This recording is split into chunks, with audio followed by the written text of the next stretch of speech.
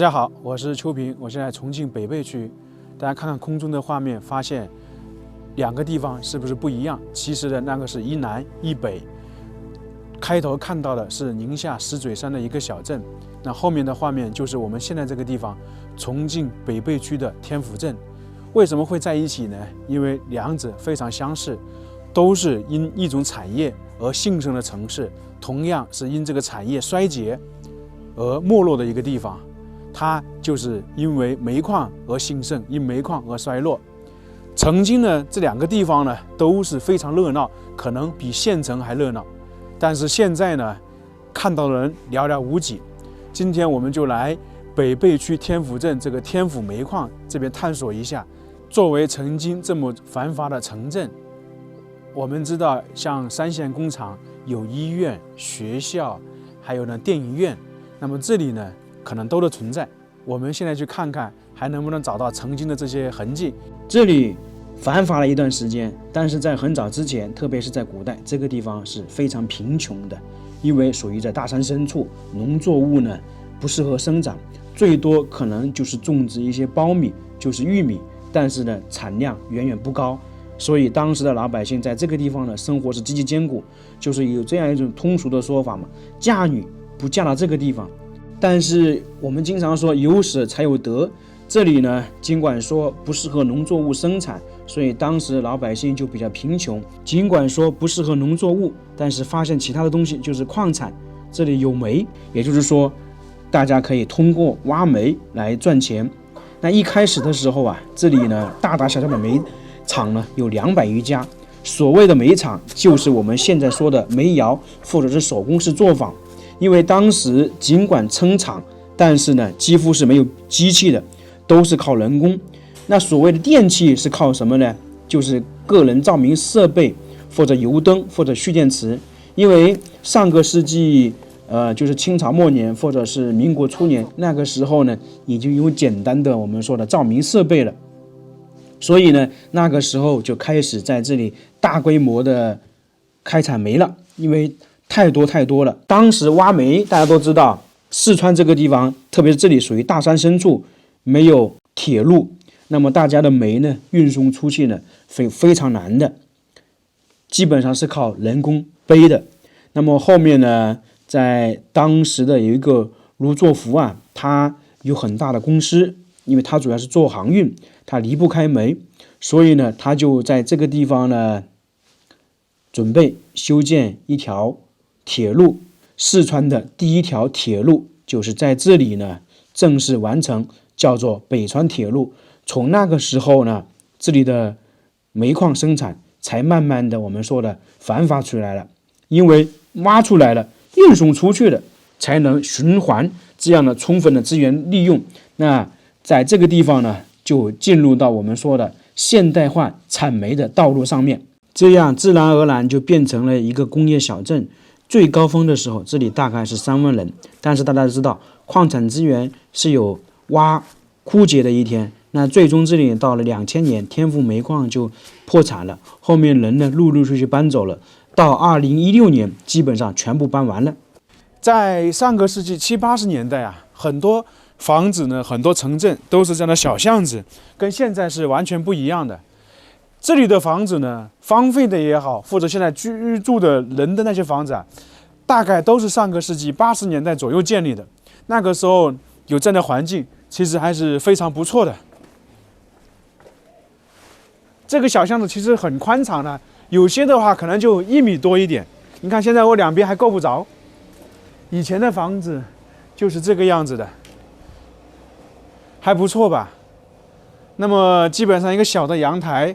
那个时候的阳台，这种是相当于宿舍家属楼的，普遍都不是太大。阳台上面还有个洗衣服的，相当于我们常说的类似筒子楼一样的吧。其实现在很多地方可能80、90年代的房子还在住。如今街道上的店铺啊，全都关门了，搬走了。以前是非常热闹的。我们现在已经来到这些荒废的小区里面了，现在找一家去探索一下，去看看。因为我特别喜欢走这些废弃的小区、废弃的住房，里面呢有很多意想不到的东西。明显的可以看到，窗户拆掉了，门也拆掉了，就跟在大山里面的三线工厂是一模一样的。我们现在找一个地方进去吧。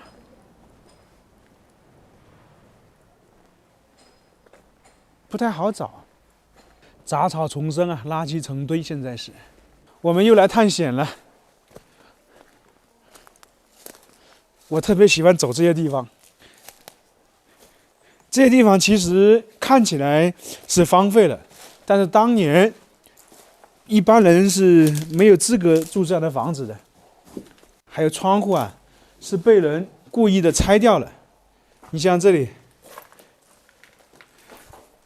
这个地方就是厨房，炒菜在这个地方，然后碗柜在这里。那个时候的厨房跟我们现在是不一样的啊，大家要了解一下。因为整体来讲的话，它这些房间都不是太大，也就是2个房间，其实相当于1室1厅。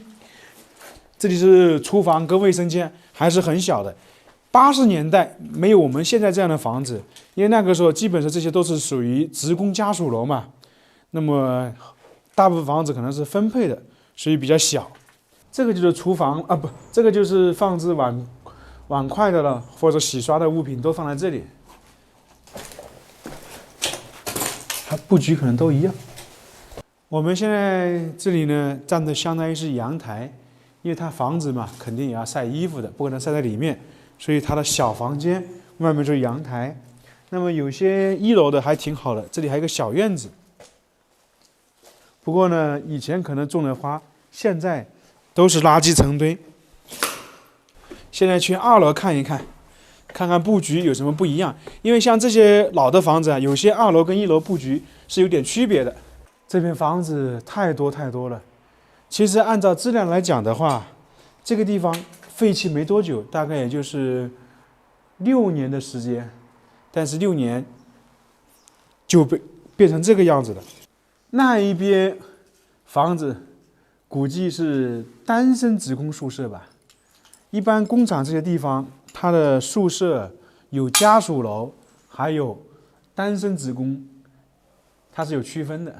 我现在站的这个地方呢，是一条铁路线路，看起来不大呀，可能就是观光车游览的。那么大家知道四川第一条铁路在哪里吗？就是在我现在站的这个镇，叫天府镇。它是1928年到1933年，花了5年时间修成的。这条铁路啊不长，我记得好像是5公里还是15公里，因为查资料我具体也忘记了。大家可能在想，用5年的时间修这么短的铁路划不来，其实错了。在当年那个时代，跟现在不可同日而语。那个时候最早的时候，那些挖的煤呀，大家知道是怎么运出去的吗？用滑杆。用人挑弄到嘉陵江旁边，然后通过水运出去。那这条铁路建成之后呢，那这些煤矿呢，这些煤运输出去就更方便了，直接呢我们说的到嘉陵江，那么这个地方呢才进一步的兴盛起来。另外，这条铁路当时建起来的时候，像孔祥熙、冯玉祥都来这个地方看过，因为那个时候煤炭呢也是算是重要的物资。特别是抗战的时候，这里呢，相当于供应了后方大部分那个煤炭的。这条铁路后面在1960几年，就60年代完成它的使命了，就重新拆除了。因为后面的铁路线路发展的越来越好，生产技术也发展的越来越好嘛。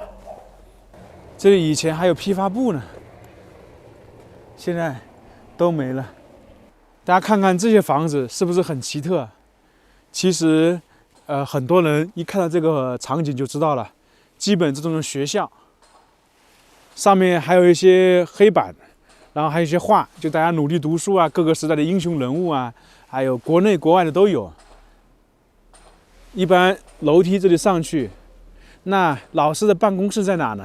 有些学校老师的办公室集中在一块地方，然后有些老师的办公室呢就在角落。那现在这个空旷的呢，现在全是堆了垃圾。以前可能就是学生下课游玩的地方。这里以前是非常热闹的，就大家下完班可能都在这附近逛一逛，在桥上赏月吧。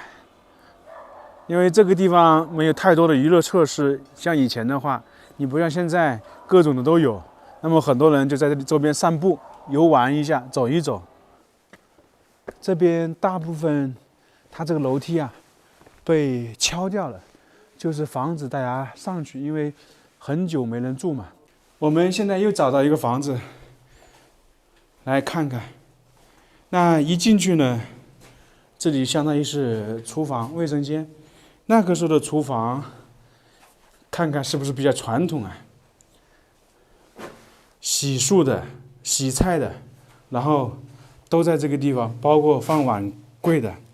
旁边就是一个大的窗户，但是被敲掉了。外面呢，就是别的人家。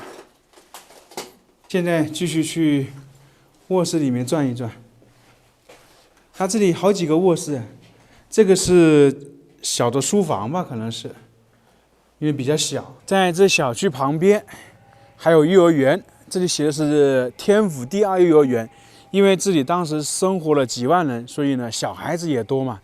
那自然而然有医院，不光是医院，它学校有很多。现在进去看看，这里前不久拍过一部电影，里面呢改造成医院的形式。